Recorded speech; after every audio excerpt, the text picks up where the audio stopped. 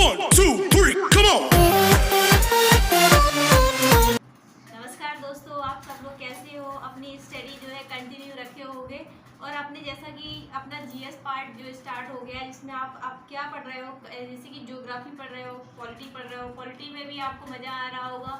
Maths भी यहाँ पे स्टार्ट किया गया है, मैथ्स में भी आपको मज़ा आ रहा होगा। कुछ दिनों बाद आपको यहाँ पर क्या है, रीजनिंग की क्लास भी मिलेगी और कुछ दिनों बाद यहाँ पर आपको हिस्ट्री की क्लास भी स्टार्ट हो जाएगी। तो आपको कंप्लीट जीएस तैयारी और कंप्लीट जो भी ऑल कॉम्पिटिटिव जो एग्जाम्स होते हैं उसकी मैं पूरी तैयारी करवाने की कोशिश कर रही हूँ। बस आप लोग ज़्यादा से ज़्यादा जुड़िए, ज़्यादा से ज़्यादा अपने दोस्तों को बताइए, चैनल को सब्सक्राइब कीजिए। बस इसके बदले बस इतना ही चाहते हैं। और इसके लिए अपन कंटिन्यू क्या कर रहे हैं, अभी कंटिन्यू रख रहे हैं। पहले एक ओवरव्यू यानी कि एक रिवीजन लेते हैं कि पहले अपन ने कल क्या पढ़ा था। इससे पिछले वीडियो में बता दूं, आपने भूकंप यानी कि हमारी जो पृथ्वी है उसका इंटरनल स्ट्रक्चर किस तरीके से वैज्ञानिकों के द्वारा बताया गया है, किस तरीके से समानता देखने को मिली है और किस तरीके से असमानता देखने को मिली है।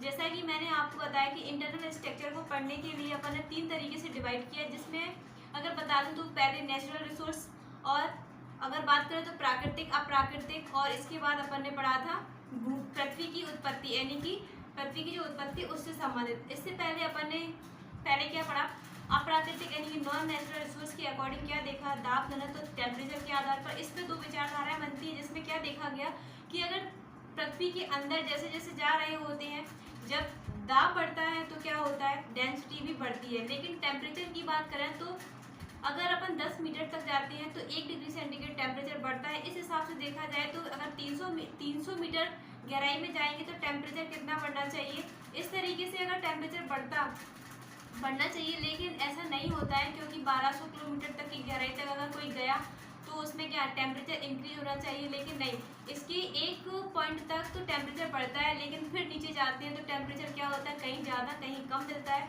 ये क्या था, ये मुख्य कारण था, पृथ्वी की जो संरचना है, संगठन है, वो उसकी भिन्नता के कारण टेम्परेचर में समानता देखने को नहीं मिली।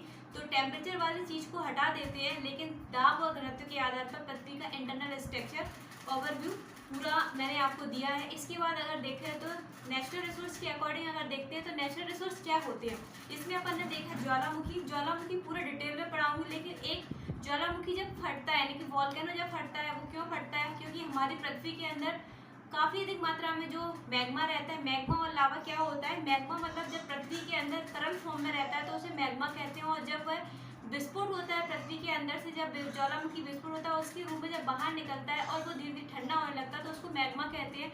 इस ज्वालामुखी विस्फोट के साथ क्या होता है, काफ़ी अधिक मात्रा में गैस निकलती है, राख निकलती है, छोटे छोटे पार्टिकल्स के रूप में कंकड़ पत्थर भी निकलते हैं। इससे पता चलता है कि हमारी पृथ्वी का जो इंटरनल स्ट्रक्चर है उसके अंदर क्या है। तो उसके अंदर कहीं ना कहीं वो ठोस है और कहीं ना कहीं वो द्रव यानी कि तरल अवस्था में है।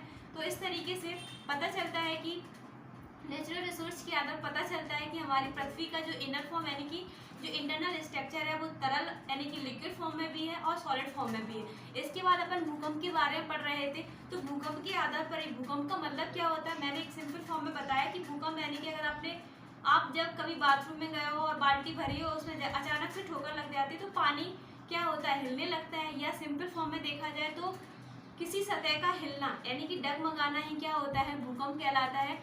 अगर वैसे तो अपन एक्चुअल में मध्य यानी कि उत्तर भारत में रहते हैं और यहाँ पर क्या है, ज़्यादातर भूकंप की घटना देखने को नहीं मिलती है। लेकिन एक बात बताऊं कि 2015 के टाइम पर मैं बाहर बैठी हुई थी और अचानक से कुर्सी में थोड़ा सा कंपन हुआ चेयर में, तो इसे सब लोग कह रहे भूकंप आया, लेकिन सही से महसूस नहीं हो पाया क्योंकि बिल्कुल थोड़ा सा झटका लगा। तो पृथ्वी की सतह यानी सरफेस का हिलना ही क्या होता है, भूकंप होता है। भूकंप में आपको पूरा इम्पोर्टेंट चीज़ मैं बता दूं तो इसमें 3 प्रकार की तरंगें होती हैं, पी, एल और एस।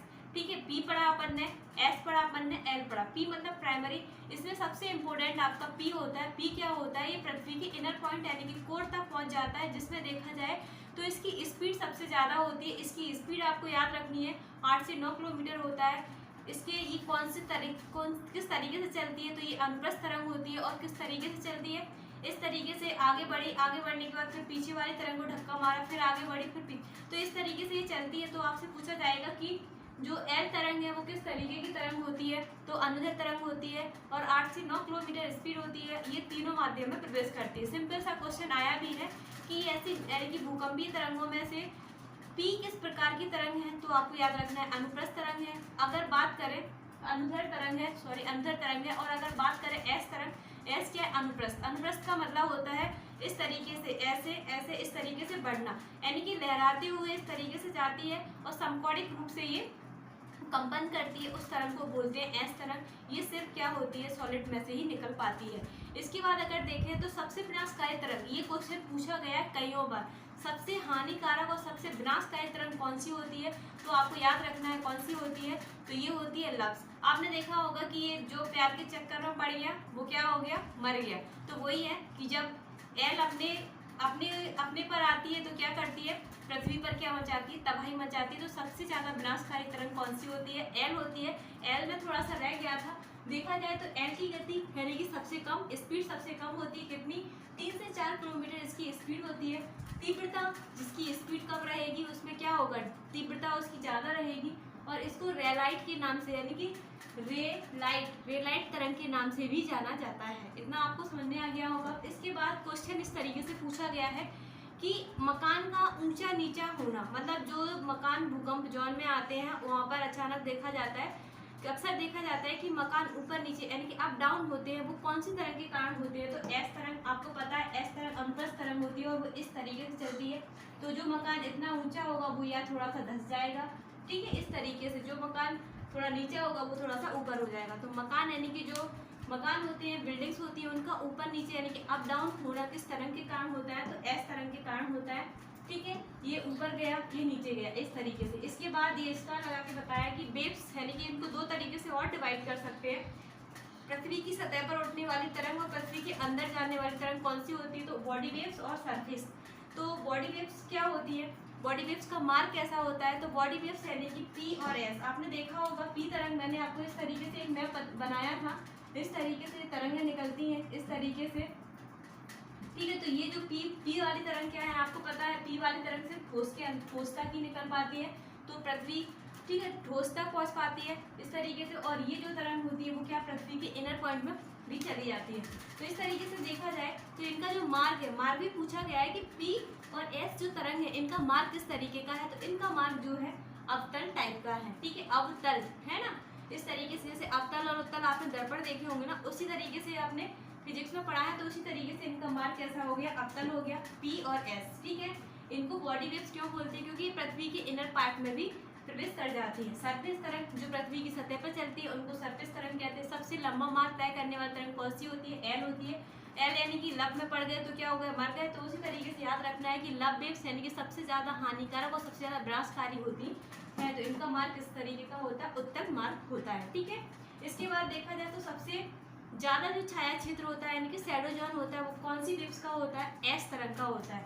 इधर आपको बताया था, इधर जो थोड़ी सी जगह रह जाती है इधर इस तरीके से, तो यहाँ पे बनाती है कौन सी, पी वेव्स का शैडो जोन होता है। और इधर से इधर तक रहता है वो कौन सा, एस वेव का जोन रहता है। सबसे बड़ा छाया क्षेत्र कौन बनाती है, तो एस वेव्स बनाती है। ये आपको इतना याद रखना है। अपन ने भूकंप के बारे में पढ़ा, अब अपन को क्या देखना है कि स्विस मतानुसार यानी कि एक स्विस वैज्ञानिक हुए हैं, उनके द्वारा बताया गया कि पृथ्वी का जो इंटरनल स्ट्रक्चर है वो किस तरीके से डिवाइड किया गया है। तो उनके द्वारा जब डिवाइड किया गया है, जैसे अपन पढ़ते हैं ना, क्रस्ट यानी कि भूपरपटी, मेंटल यानी आवरण, और क्रॉड मतलब होता है केंद्र। तो इस तरीके से उनके द्वारा जो डिवाइड मतलब जो क्लासिफिकेशन किया गया है वो इस तरीके से किया गया है। जैसे कि अगर पृथ्वी का वर्गीकरण देखा जाए इनके आधार पर, तो क्रस्ट यानी कि ये सीमा यानी कि सियाल से उनका बना है। सियाल मतलब क्या होता है, सिलिकॉन प्लस एल्यूमिनियम वाला पार्ट जो है उसको क्रस्ट कहा गया है।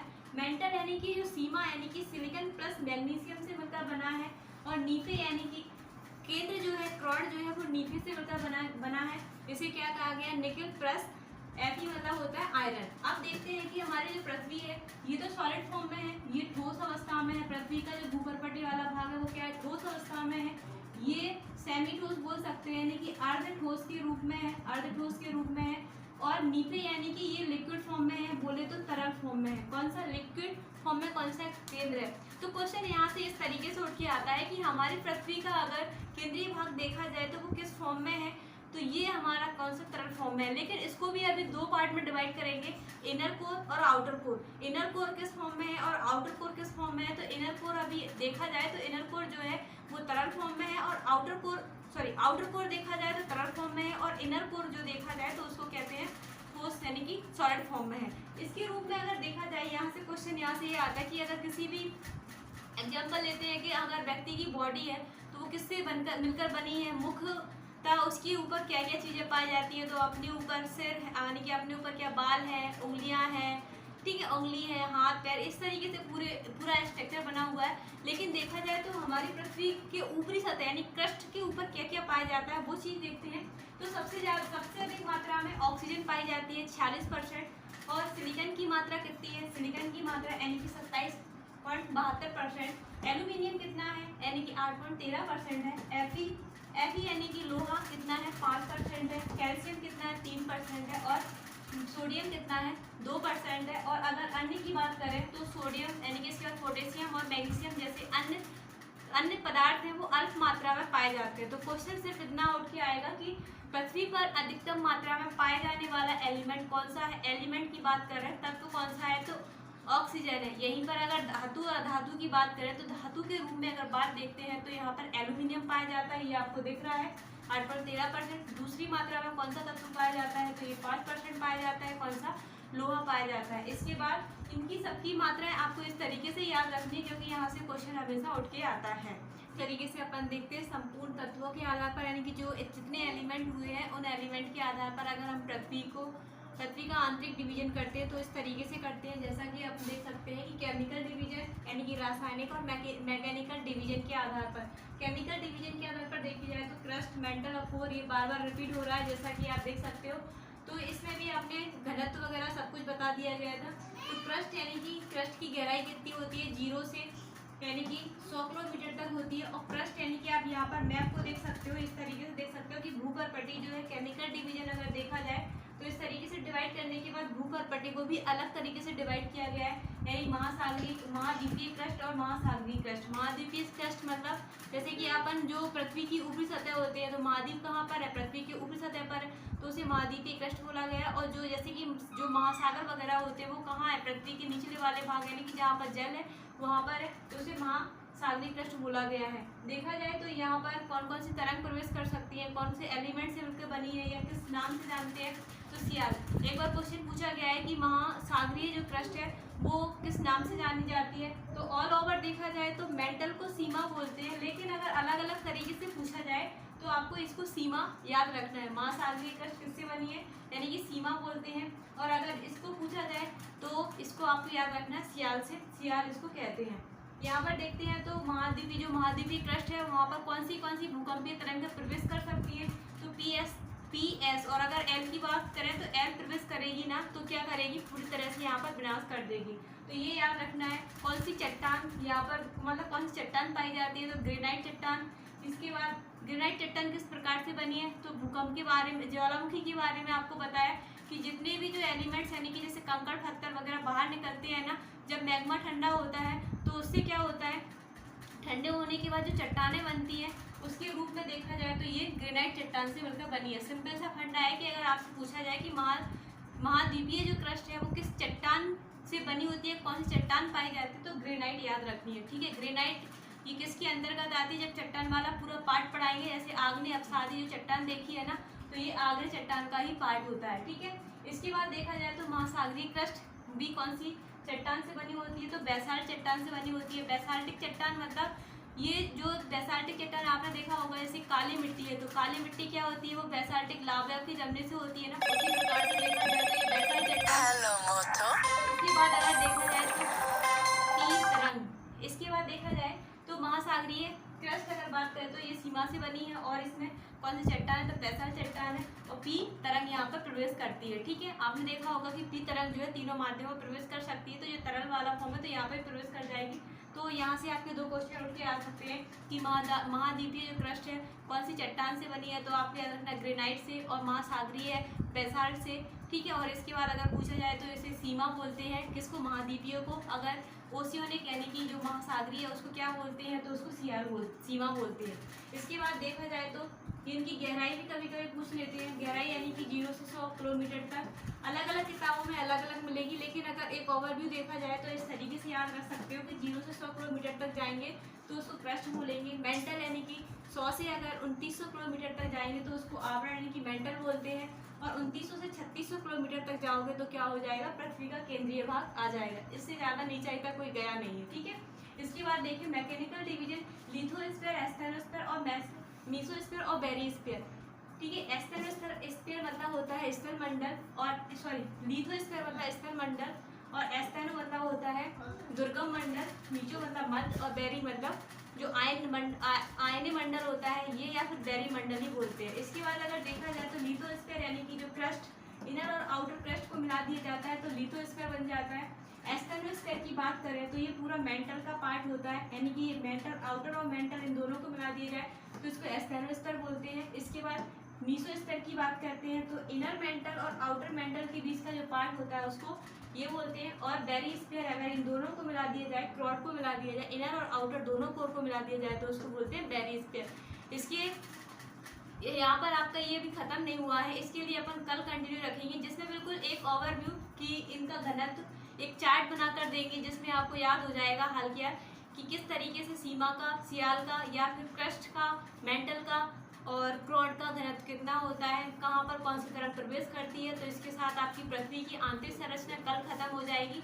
इसके आगे आपको मैं पढ़ाऊंगी जिसमें आपको पढ़ना है ज्वालामुखी, और जस्ट इसके बाद स्टार्ट हो जाएगा आपका क्या, चट्टान। चट्टानों से और ज्वालामुखी से हमेशा क्वेश्चन उठ के आता है, पृथ्वी की आंतरिक संरचना से भी क्वेश्चन उठ के आता है। तो यहाँ से आपका एक भी क्वेश्चन नहीं छूटेगा, मैं गारंटी देती हूँ। बस आप ज़्यादा से ज़्यादा लोगों को अपने साथ जोड़िए, उनको बताइए कि कंप्लीट जीएस यहाँ पर करवाई जा रही है। तो इसके लिए अपन कल कंटिन्यू रखते हैं। Thank you.